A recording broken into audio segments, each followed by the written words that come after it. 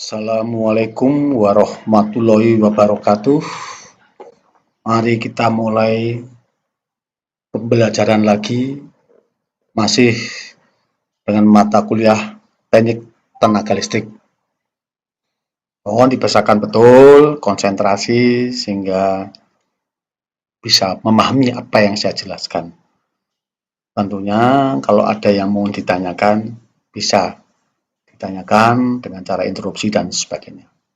Baik, kita mulai. Bismillahirrahmanirrahim. Di gambar ini terlihat ya, di teknik tenaga listrik ini satu itu tentang electric generating station atau stasiun ya. Situ ada station switchnya ya. Juga ada apa?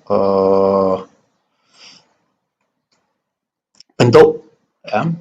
Ada GI dan sebagainya. Terus nanti trafo step up, kemudian masuk di overhead transmission lines atau ya 230 volts.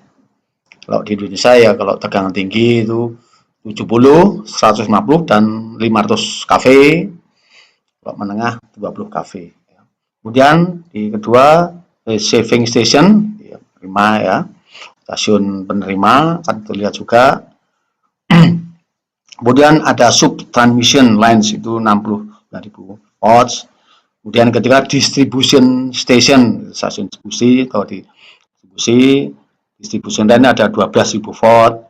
Underground ada service line, ada pot mounted transformer, ada kemudian residential customer, ini adalah konsumen-konsumen, rumah-rumah, perumahan dan sebagainya. Kemudian ada industrial customer, industri, juga ada commercial customer ya. Ini juga ada yang model underground transmission lines-nya. Kita menginjak ke sistem transmisi. Ini adalah suatu instalasi sistem tenaga listrik yang berfungsi melayani penyaluran tenaga listrik dari pusat pembangkit sampai ke distribusi. Jadi kemarin sudah kita sampaikan, kita bahas dari pembangkit menuju distribusi ada transmisinya. Ini sekarang sistem transmisi ini. Pusat tenaga listrik biasanya terletak jauh dari pemukiman atau pelanggan, sehingga listrik yang dihasilkan pusat pembangkit listrik perlu ditransmisikan dengan jarak yang cukup jauh. Transmisi energi listrik jarak jauh dilakukan dengan menggunakan tegangan tinggi, bisa juga tegangan ekstra tinggi, dengan alasan sebagai berikut. Bila tegangan dibuat tinggi, maka arus listriknya menjadi kecil. Dengan arus listrik yang kecil, maka energi yang hilang atau losses itu pada kuat transmisi juga kecil, jadi dalam energi disipasi. Juga dengan arus kecil cukup digunakan kawat berpenambang relatif kecil sehingga lebih ekonomis. Jadi sebenarnya besar kecilnya penampang pengantar konduktor itu adalah terkait arus ya. Energi listrik atau daya listrik yang hilang pada kawat transmisi jarak jauh dapat dihitung dengan persamaan energi dan daya listrik sebagai berikut. B sama dengan I kuadrat kali R kali T itu waktu ya. Dan bisa juga P sama dengan I kuadrat R. Ya, I kuadrat itu karena dari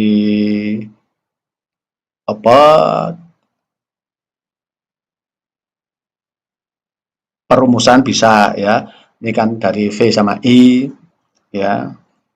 P sama dengan W kali I. V-nya berarti kali I kali R, jadi I-nya di kuadrat terus tambah R, jadi P.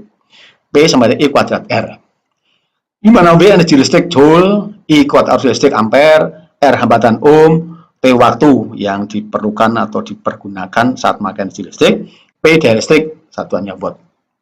Contoh, daya listrik 2 MW ya, ini sama dengan 2000 kW B ya, jadi 2000 kW ya, jadi atau 2 juta watt ditransmisikan sampai jarak tertentu melalui kabel berhambatan 0,01 ohm, kecil sekali ya. Hitung daya listrik yang hilang oleh transmisi tersebut menggunakan tegangan 200 volt seperti apa besarannya, menggunakan tegangan 400 kV. Penyelesaian diketahui P 2 MW sama dengan 2 kali 10 pangkat 6 watt, R cuma 0,01 ohm. Ditanyakan P hilang pada tegangan 200 volt dan P hilang pada tegangan 4 kali 10 pangkat 5 volt. Ini bisa dihitung gitu ya. Klasifikasi saluran transmisi. Berdasar media penyalurannya, saluran udara ada overhead lines, saluran kabel tanah underground cable, berdasarkan jenis arus, yaitu sistem arus AC dan sistem arus DC. AC ada 1 fase dan 3 fase. Ya, klasifikasinya berdasar media penyalurannya, terus kemudian berdasar jenis arus. Klasifikasi saluran transmisi.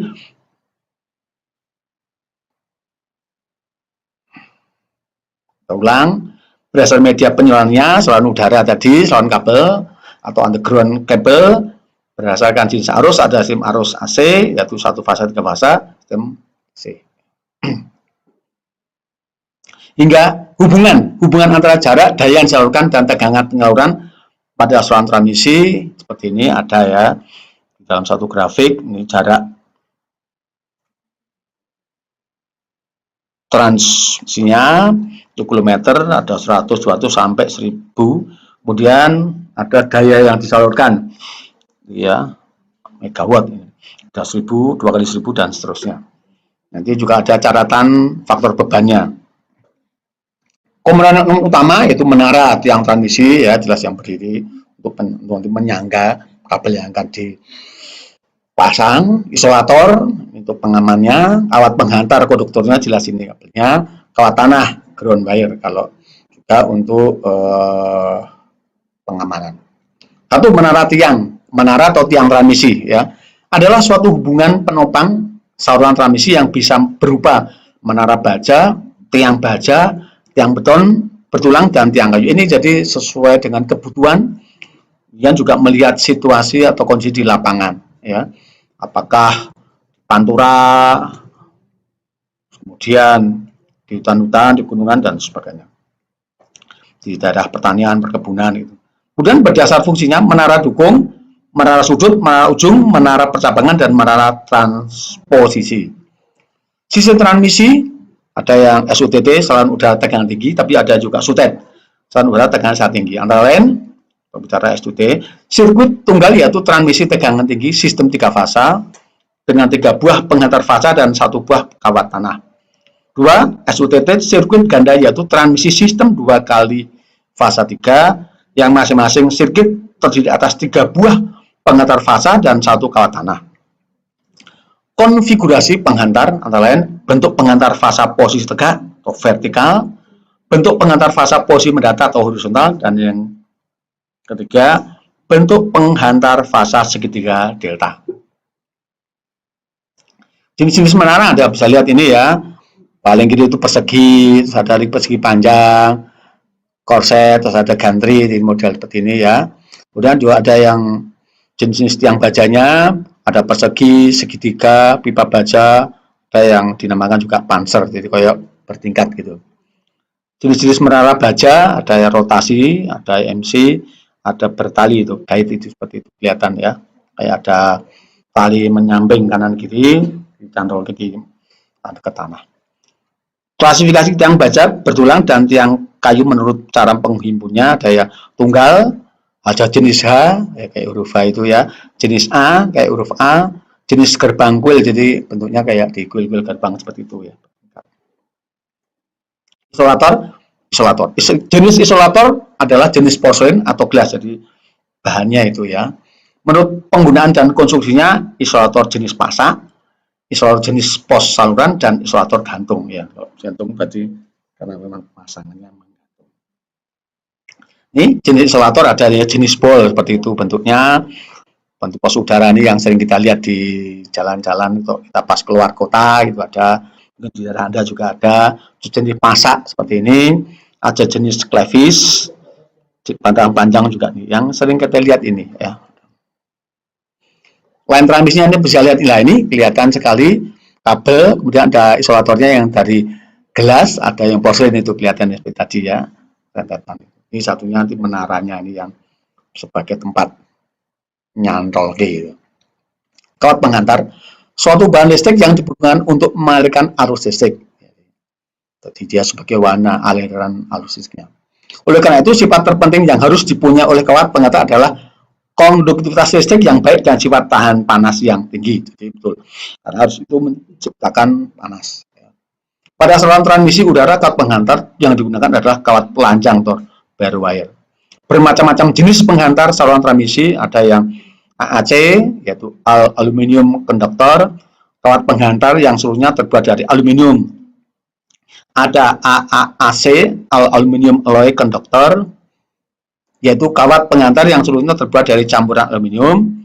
Ada ACSR, aluminium konduktor steel reinforced, kawat penghantar aluminium yang terbuat dengan baja. Ada ACAR, aluminium konduktor alloy reinforced, yaitu penghantar aluminium yang terbuat logam campuran.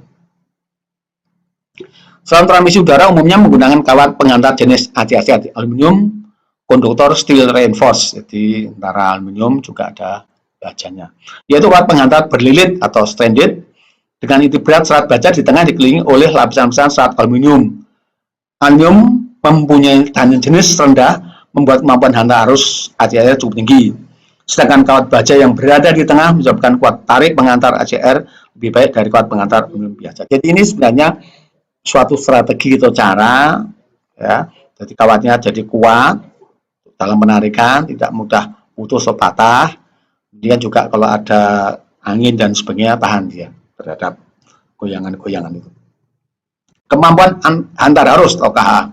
Kenaikan temperatur yang berlebihan pada kawat penghantar akan membawa pengaruh terhadap kandungan atau sek dan juga kekuatan tarik dari kawat penghantar tersebut seperti yang disampaikan tadi ya, baca itu. Supaya kenaikan temperatur tidak melebihi harga yang diinginkan, maka arus yang dilakukan oleh kawat penghantar harus dibatasi besarnya, dan ini dinamakan kapasitas hantar arus atau current carrying capacity. Rumus KA yaitu seperti ini, bisa lihat itu ya. Itu ada I sama dengan akar H plus H, buka dulu ya, plus V per I dan sebagainya. Dimana ini Q, mana T per T, jadi derajat Celcius ini tentang awal sampai akhir, jadi kelihatan waktunya. L kemampuan hantar arus konduktor ampere, ini I ya. I kemampuan hantar arus konduktor, ada H W kecil, koefisien disipasi panas konveksi, H ada lagi koefisien disipasi panas radiasi, R tahanan konduktor pada temperatur per sentinya, R20 tahanan konduktor pada 20 derajat Celcius itu per senti, ada theta kenaikan temperatur konduktor derajat Celcius, jadi berapa ke berapa. T temperatur sekeliling, jadi lingkungan itu berapa derajat Celcius juga akan berpengaruh ya. Jadi beda di pantura, di daerah pegunungan, pertanian dan sebagainya beda. Terbuka langsung dengan matahari atau ada terlindung dengan beberapa pohon-pohon di sampingnya itu yang terpengaruh itu. Lagi di pegunungan kan ada hawa yang tentunya tidak sepanas di pantura. WS energi radiasi matahari di persen persegi diasumsi ada ini koefisien permukaan diasumsi 0,9, di diameter total konduktor cm berapa ya senti diameternya, V kecepatan angin meter per detik, jadi V ya, ini bukan V volt tapi V kecepatan angin meter per detiknya berapa. Ini juga akan membawa pengaruh tadi dalam hantaran itu goyang-goyangannya. Alfa koefisien temperatur tahanan dan T temperatur konduktor. Kawat tanah disebut juga sebagai kawat pelindung atau shield bearers untuk melindungi kawat penghantar kawat basah terhadap sambaran petir. Kawat tanah biasanya dipakai kawat baja shield bearers karena lebih murah. Nah, biar kita gitu. Indonesia sukanya gini, murah kuat. Nah, ini yang tidak. Udah yang ada yang masih ya kalau kuat ya biasanya mahal. Tapi di kita kecenderungannya ini murah tapi kuat. Nah, ini harus pandai pada memilih kalau memang ada di lapangan. Jatuh tegangan saluran transmisi adalah selisih antara tegangan pada pangkal pengiriman atau sending end dan tegangan pada ujung penerimaan receiving end tenaga listrik.